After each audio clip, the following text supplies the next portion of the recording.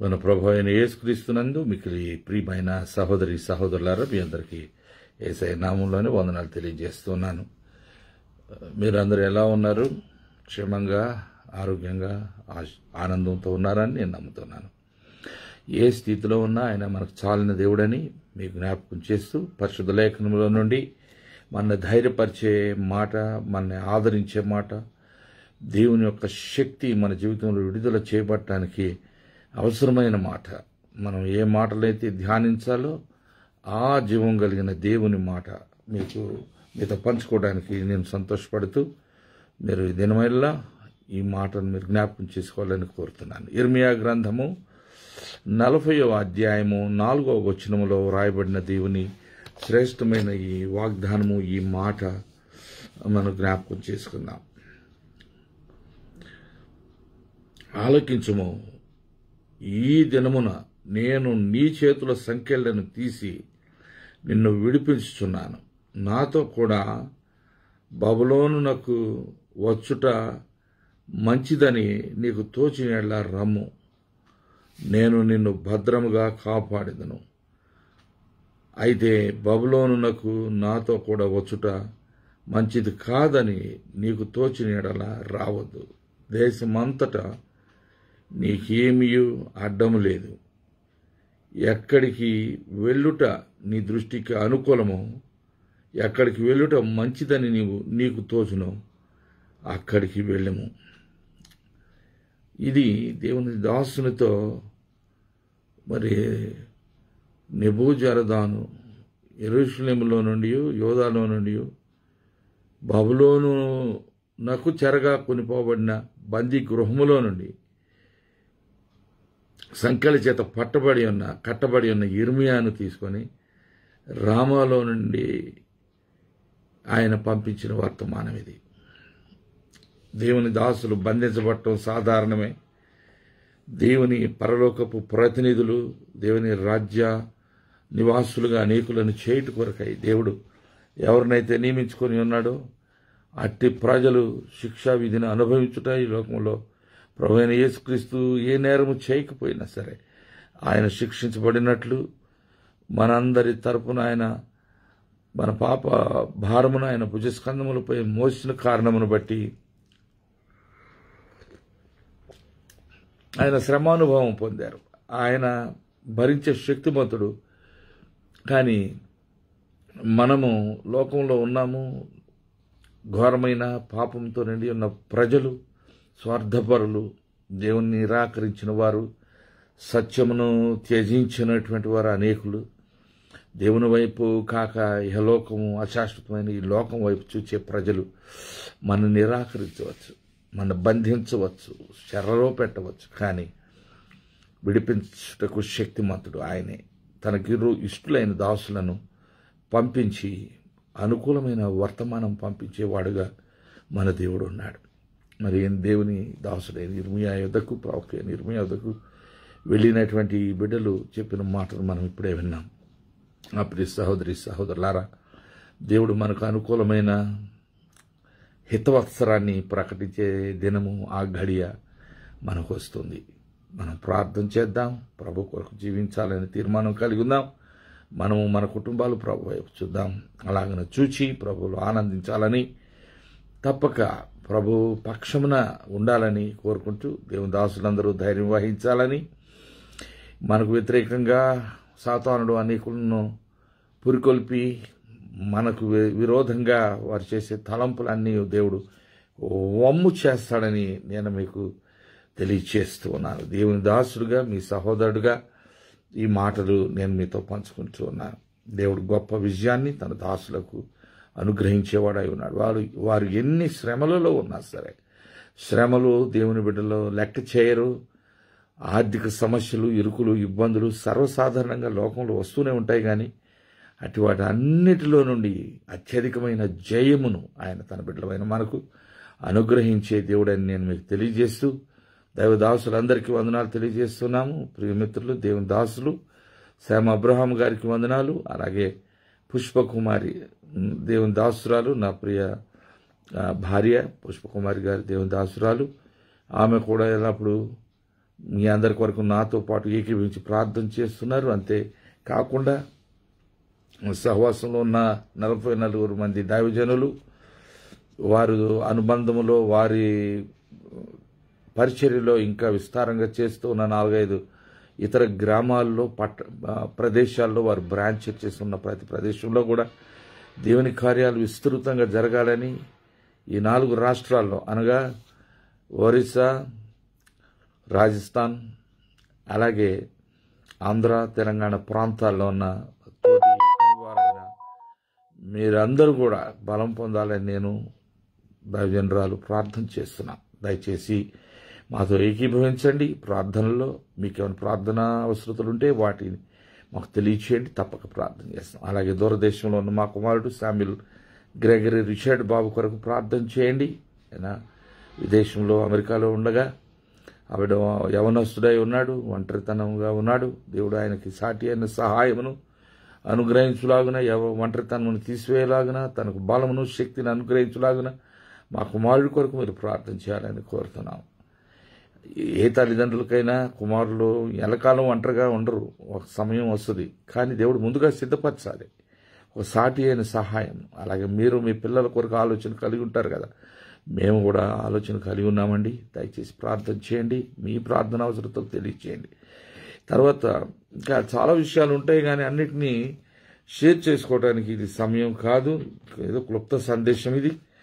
మరి ఈ మాటలు ఒక్కటే చదివితే నేను నిన్ను బలపరచెదను అనేది దేవుడు తన బిడ్డల ద్వారా మనకు బలమును, దేవుడు తను లేవనెత్తిన తన దాసుల ద్వారా, తన యొక్క నిజ సేవకుల ద్వారా, దేవునికి లోబడే బిడ్డల ద్వారా, దేవుని యొక్క కార్యములో ఏకీభవించే బిడ్డల ద్వారా మనకు అవసరమైన సహాయ సహకారాలు అందిస్తారు, మనకు చేయూతనిస్తారు, మన ముందుకు నడిపిస్తారు. ఆ విధంగా చేయడానికి మనం నిరీక్షణతో ఎదురు చూస్తున్నాము. అనేక మందికి తెలియక దేవుని అభిషిక్తులైన దైవదాసులకు విరోధంగా వారు చేస్తున్న పనులు, తిరుగుబాట్లు దేవుడు చూసి క్షమించునుగాక. చాలామందికి తెలియక ద్రోహ కార్యాలకు పాల్పడుతూ ఉన్నారు. దేవుని దాసులను పూచిక పుల్లతో సమానంగా తీసుకొని వారు విలువ లేరు వారని, వారి దగ్గర ద్రవ్యము లేదని, వారికి తెలివితేటలు లేవని, పలుకుబడి లేదని భావించేవారు చాలామంది ఉన్నారు. సకల ప్రపంచాన్ని జయించిన దేవుడు, సకల ప్రపంచాన్ని తన అదుపాజ్ఞల్లో త్రిప్పుకుంటూ ఉన్న దేవుడు తాను అభిషేకించుకునే తన దాసులను తన బలముతో నింపుకొని ఉన్నాడని, వారు ఎన్నడూ అజేయముగా ఉంటారని, వారిని ఎవరైనా మూర్ఖంగా వ్యతిరేకించి తిరుగుబాటు చేస్తే చాలా శ్రమ ఎదుర్కొంటారనే విషయాన్ని నేను తెలియజేస్తున్నాను. మనం దేవుని అభిషిక్తులైన దాసులకు వ్యతిరేకంగా మాట్లాడకూడదు, మన చర్యలు ఉండకూడదు. మన కుటుంబము మనం దేవునికి లోబడి జీవించే విధానంలోనే మనం ఉండాలి తప్ప తిరుగుబాటు, నాశనకరమైన త్రోవల్లో గుంటలో పడిపోతే ద్రోహులైన వ్యక్తులు, అపవిత్రాత్మకు అమ్ముడుపోయిన వ్యక్తులు, ఈ లోకంలో నీచ సంస్కృతిని అభ్యాసం చేసుకున్న బిడ్డలు, వారు తెలియక అపవాది తొత్తులై బ్రతుకుతున్నటువంటి వారు, వారికి ఏ పని ప్రమేయం లేని ప్రదేశాల్లో వారు వెళ్ళి ఏదో పని చేయాలని చూస్తూ ఉన్నారు. వారికి సంబంధం లేని విషయాల్లో తలదూర్చుకుంటూ ఉన్నారు. వారు అలాంటి వ్యక్తుల్ని దేవుడు క్షమించునుగాక, వారి కనువిప్పు కలుగు చేయనుగాక, కృపను అనుగ్రహించునుగాక. మన రక్త సంబంధుల కొరకు, మన కుటుంబీకులందరి కొరకు ప్రార్థన చేయవలసిన బాధ్యత మనందరి మీద దేవుడు పెట్టి ఉన్నాడు. మన కుటుంబాల కొరకు, మన దేశం కొరకు, సకల ప్రపంచం యొక్క శ్రేయస్సు కొరకు ప్రార్థన చేయవలసిన వారం మనం. కనుక మనం ఏదో సంకుచితంగా నేను, నా కుటుంబము, అవును నేనును నా ఇంటి వారునని అన్నది వాస్తవమే. కానీ ముందు స్పేర్ ఆఫ్ ఇన్ఫ్లుయెన్స్ అంటే ఫస్ట్ మనం చేయవలసింది మనము, మన కుటుంబం. అలాగే మనం సేవ చేయవలసింది మన యోదయ, సమరయ, గలిలయ, ఆ తర్వాత బూదిగంతాల వరకు. కనుక there are some things that we need to understand. There are certain things that there are patterns. దేవుడు కొన్ని విధానాలను చూస్తున్నాం, దేవుడు పెట్టిన విధానాలు లేఖనాల్లో. ఉట్టికి ఏదంటారు ఒక సామెత, ఉట్టికి ఎగరలేని అమ్మంట స్వర్గానికి నిచ్చెనలు వేసిందంట. కనుక దేవుని బిడ్డలు ఆశించడం తప్పులేదు. దేవుడు అన్యాయస్తుడు కాడు. సమస్త జనులకు న్యాయం తీర్చేవాడు, అందరిని ప్రేమిస్తున్నవాడు, అందరికీ అవకాశాలు ఇస్తారు.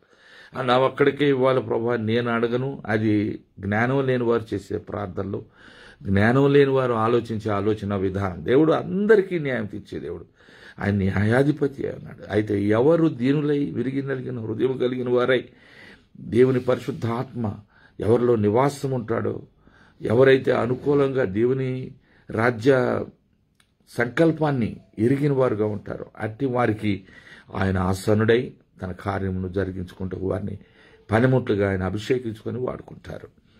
మరి అట్టి గొప్ప అవకాశమును దేవుడు ఈ వర్తమానం వింటున్న మా ప్రియులందరూ, స్నేహితులు, సహోదరులు, పరిశుద్ధులైన దేవుని బిడ్డలు, ప్రార్థనాపరులు, యోధులు, విశ్వాసులు, సండే స్కూల్ మరియు అనేక రకాలైన పరిచర్యలు సంఘంలో చేయుచున్నవారు, వివిధ రకాలైనటువంటి దేవునికి మహిమ తెచ్చే కార్యాల్లో తమను తాము నిమగ్నం చేసుకునే దేవుని దాసులు అందరిని నేను అభినందిస్తూ మీ అందరికీ వందనాలు తెలియజేస్తున్నాను.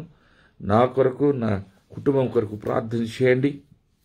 మాకు వ్యతిరేకంగా ఈ గత 10 సంవత్సరాలుగా మరి జరుగుతున్న వ్యాజ్యములు దేవుడు న్యాయం తీర్చి మా పక్షంలో ఉండి, నేనే కాకుండా నాతో 4 సహోదరులు ఉన్నారు, మమ్మల్ని అందరినీ దేవుడు విడిపించి మాకు క్షేమమునిచ్చి మేము పడుతున్న ప్రయాసాలన్నింటిలో దేవుడు విజయం, జ్ఞానం, కృపనిచ్చి, జ్ఞానమునిచ్చి, వివేచనిచ్చి, విడుదలనిచ్చి, క్షేమమును అనుగ్రహించులాగన నిందారహితులుగా చేసి తన పరిచర్యలో శేష జీవితమంతా బలపరిచి వాడుకునేలాగన పిల్ల తరం వరకు ఆయన రాకడ ఆలస్యమైతే మేము వాడబడలాగిన మా కొరకు మీరందరూ ప్రార్థన చేయండి. మీ కొరకు మేము కూడా ప్రార్థన చేస్తున్నాం. మరి మీరు చేసిన ప్రార్థనలన్నింటిని బట్టి వందనాలు. దయచేసి మా ఫేస్బుక్ని మీరు ఫాలో చేయాలని ప్రేమతో మనవి చేస్తున్నాను. లక్షలాది మంది ఉన్నారు దేవుని సంఘములు, బిడ్డలు, యావత్ ఆంధ్ర రాష్ట్రంలోనే, తెలంగాణ రాష్ట్రంలోనే కాకుండా ప్రపంచం వ్యాప్తంగా ఉన్న దేవుని ప్రజలందరి కొరకు మనం ప్రార్థన చేద్దాం. ఈ మన స్వార్థం కొరకు మనం పాటుపడటం లేదు, ప్రభు మహిమ కొరకు పాటుపడుతున్నాం. మనకు అన్నవస్త్రములు ఆయన అనుగ్రహిస్తున్నారు. ఆయన కృపను బట్టి ఆయనకి స్తోత్రం. కొదువైన వాటిని సమకూర్చువాడు ఆయనే. తన పరలోకపు ధననిధులను విప్పి రహస్యములో దాచబడిన మరుగైన నిధులు మనకు అనుగ్రహించి మన రుణభారములను తీర్చి, మన కుటుంబాల అవసరతులు తీర్చి, అన్నవస్త్రములను అనుగ్రహించి, క్షేమమునిచ్చి, రాకపోకలలో ప్రయాణములలో క్షేమమిచ్చి, మరి మన వాహనములు వెళ్ళినప్పుడు వచ్చినప్పుడు, అలాగే మనం ప్రజలలో మనం సంచరించి సువార్త జరిగించు నిమిత్తమై మనం వెళ్ళినప్పుడు ప్రతి స్థలములో దేవుడు క్షేమమును అనుగ్రహించులాగా ప్రార్థన చేయండి. మేము కూడా ప్రార్థన చేస్తున్నాం. దేవుని మహాకృపను బట్టి యుద్ధములో మరి కొంతకాలం పాటు ఆగిపోయేలాగిన, యుద్ధము చెలరేయకుండా శాంతి భద్రతలు స్థాపించబడేలాగిన మన ప్రియతమ భారతదేశంలోని నాయకులందరూ, పెద్దలు జ్ఞాన వివేకములతో ఈ ప్రజలను యథార్థ హృదయంతో ప్రేమించి దేవుడు ఎందుకు వారికి నాయకత్వపు స్థితిలో ఉంచారో దాన్ని వారు గమనించి, పైన అందరికంటే శక్తిమంతుడైన దేవుడు, సర్వ సృష్టికి సృష్టికర్త అయిన దేవుడు, సమస్త ప్రజలను పరిపాలించు దేవుడు ఆయన సింహాసనములో ఆసీనుడై ఉన్నారని, నీతి న్యాయములే ఆయన సింహాసనములకు ఆధారములని. ఇగో ప్రియులారా, నేను ఒక మాట మీకు ప్రేమతో మనవి చేస్తున్నాను. నేను ఇవన్నీ మీకు ఎందుకు షేర్ చేస్తున్నానంటే, దేవుడు నాపై ఉంచిన భారాన్ని బట్టి కొన్నిసార్లు నేను కూడా యాజిటేట్ అయ్యి బాధపడుతూ, అనేక సందర్భాల్లో వేదన పడుతూ, అనేకుల విషయమై అభ్యంతరపడుతూ, నిందాపూర్వకంగా కొన్ని పర్యాయాలు మాట్లాడవచ్చు, ఎందుకంటే బలహీన ఘడియలు. కానీ దేవునికి స్తోత్రము, మనము దేవుని వైపు చూడాలి. మనుషులు చేసిన వాటన్నిటిని బట్టి మనం రియాక్ట్ కాకుండా దేవుడే తగిన కాలంలో వారిని మార్చాలని, అట్టి వ్యతిరేకతను వహించినటువంటి వారు తగిన కాలంలో దేవుని యొక్క సత్యంలో వారు ప్రవేశించాలని, దేవుని కార్యములు వారు చూడాలని, నీతి కలిగిన న్యాయాధిపతి వారి వారి క్రియలను బట్టి ఒకనొక దినాన ప్రతిఫలం ఇచ్చేవాడు ఆయన ఉన్నాడని మనము భయంతో, జాగరూకతతో, జ్ఞానము కలిగి ఆయన యొక్క పనిని మనం చేయాలని, హృదయాలు మరి నిబ్బరం కలిగి ఉండాలని, మనము వ్యసనపడకుండా, ఆవేదన చెందకుండా, పడతాం మనం మనుషును, కానీ మన ఆవేదన, మన చింత, మన యావత్తు ఆయన మీద మోపుదాం. ఆయన కృప మనకు విస్తరింపజేయబడుతుంది. మరి మా ప్రయాణాల కొరకు, పనుల కొరకు, దేవుని కార్యాల కొరకు, సేవ కొరకు, అందరి కొరకు, అన్నిటి కొరకు ప్రార్థించేయండి. మీ అందరినీ నేను ప్రేమతో నేను కోరుకున్న విషయం ఇవే. దేవుడు మిమ్మల్ని అందరినీ సమృద్ధిగా ఆశీర్వదించును గాక. నా ఈ మాటలు మీకు ఏమైనా ప్రేరణగా, స్ఫూర్తిదాయకంగా, ఆశీర్వాదకరంగా ఉంటే కూడా తప్పక మీరు కామెంట్ చేయండి. మీ మాటలు నన్ను ప్రోత్సహిస్తూ ఉన్నాయి. కొందరు ప్రియులు మంచి మాటలతో నన్ను ప్రోత్సహిస్తున్నారు. కొందరు ఫోన్ చేసి ప్రార్థన చేస్తున్నాము అయ్య గారు, మా కొరకు కూడా ప్రార్థన చేయండి అని చెప్తున్నారు. కొంతమంది మేము ఇంకా చాలామందిని ఫాలోవర్స్గా మీతో ఉండటానికి ఫేస్బుక్లో మీ అనుచరులుగా, అలాగే యూట్యూబ్లో మరి మేము సహాయపడతాము అని చెప్పారు. వారందరిని బట్టి దేవునికి స్తోత్రం. వారిని, వారి కుటుంబాలని దేవుడు ఆశీర్వదించునుగాక. దీని ద్వారా ఏదో ద్రవ్యం సంపాదించాలనేది దేవుడే నాకు సాక్ష్యం. అదేమి ప్రాముఖ్యమైనది కాదు. ఏ విధం చేతనైనా దేవుడు మన పోషించేవాడు. ద్రవ్యం ఎక్కడి నుంచి రావాలో ఆయనకు తెలుసు. ఎవరి ద్వారా ఇవ్వాలో ఆయనకు తెలుసు. అది ఎక్కడుందో ఆయనకి తెలుసు. అది ఎలా విడుదల చేయాలో ఆయనకి తెలుసు. కాబట్టి ద్రవ్యాన్ని గురించి కాదు, మన పని భారముల గురించి కాదు, దేవుని పని ఎంతవరకు, ఏ మేరకు మనం నమ్మకంగా చేస్తున్నాం. సాధ్యమైతే సమస్త మనుషులతో సమాధానంగా ఉండమని చెప్పిన మన దేవుడు, మీరు అందరితో గొడవ పడండి, కక్ష కార్పణ్యాలతో బ్రతకనని చెప్పాలి. ఎవరైనా అట్టి వైఖరి ఉంటే వారు అజ్ఞానులు, మూర్ఖులు, గర్వాంధులైపోతారు, దేవుని శిక్షావిధికి లోనవుతారు. గర్వించి చాలామంది పతన స్థితికి వెళ్ళిపోయారు. చాలామంది దేవుని దాసులకి ఉండవలసిన ఇది లేకుండా ఆ బైబిల్ మాత్రం ఒకటి పట్టుకొని తిరుగుతూ ఉన్నారు. చాలామంది ఎవరినో విమర్శించడానికి కాదు, కానీ జరుగుతున్న వాస్తవాలు ఇవి. మనం అందరము ఏకముగా కూడి ప్రార్థన చేసి ఇట్టి ఎదురాడు వారి మారు మనసు కొరకు ప్రార్థన చేయవలసింది పోయి, మంచి విషయాలు ఉపదేశించి అనేకులను ప్రభు కొరకు సన్మార్గంలో పెట్టవలసింది పోయి, మనమే అజ్ఞానుల వలె నాయకులకు, దేవుని దాసులకు తగిన రీతిలో మనం వ్యవహరించలేకపోయినప్పుడు తప్పక దేవుడు మనని జవాబు అడుగుతారు.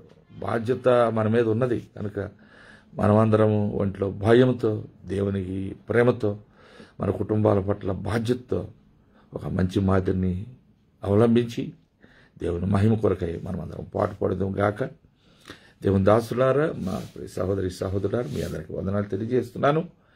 మరి చిన్న ప్రార్థన చేసుకుని ముగించుకుందాం. కృపగలిగిన యేసయ్య పరిశుద్ధుడా, నీ పాదాలకు వందనాలు, స్తోత్రాలు. ఈ మాటల ద్వారా మా ప్రియులను పురికొల్పండి, ఉత్సహింపచేయండి, ఉజ్జీవింప చేయండి. మీరేం మాట్లాడండి. మేము పండితులమనో పెద్ద జ్ఞానులమనో కానే కాదు, కేవలం అల్పులము, అయోగ్యము. అయ్యా, మేమెంతో దీనులము, కేవలం దరిద్రులము.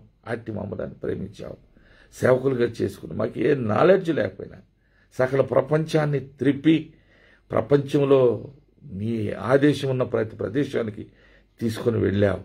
భూదిగంతాల వరకు నిన్ను నా సాక్షిగా, నా పరిచారకుడిగా వాడుకుంటానని నాయన నీవు నాతో మాట్లాడి నన్ను నిలవబెట్టినందుకు అది ఆ రోజు నేను విశ్వసించాను. నీకు అసాధ్యమైన కార్యం ఏమీ లేదని. ఈ నేటికి 66 సంవత్సరాల తర్వాత నేను నేర్చుకున్నది, నీవు చేసిన కార్యములు గొప్పవి, దొడ్డవి. నిన్ను ప్రేమించి నీపై ఆధారపడిన బిడ్డలు ఎన్నడూ అనాథలుగా విడవబడరు.